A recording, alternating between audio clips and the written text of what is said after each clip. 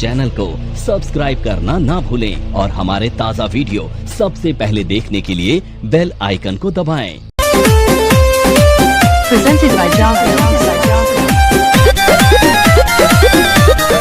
by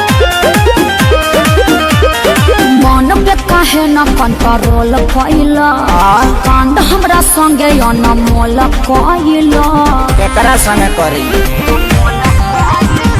मन पे काहे न कंट्रोल कइला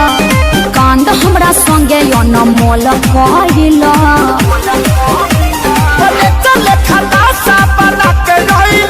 अरे बड़ा मजबूर तू दीवाना कइले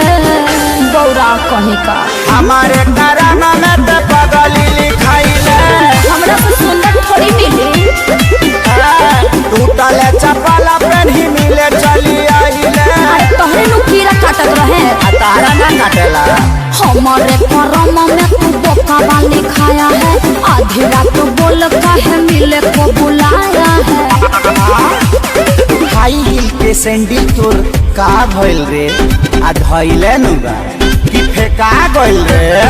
तबे पाँव हम आवत रहनी दिया बाबू ताके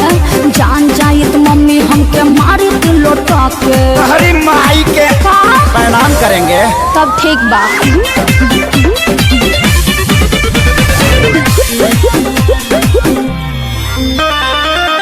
दुआरा पर खेलत रहे पबजी छोटा का भाई हो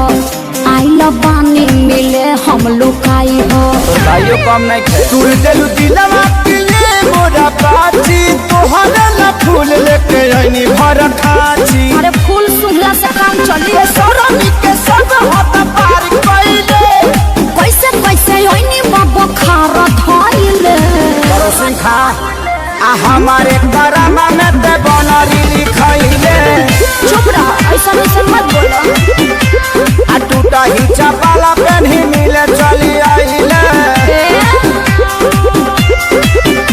अरे हमारे करम में तू बोका वाली खाया है आधी रात बोल काहे मिले को बुलाया है चरे खातिर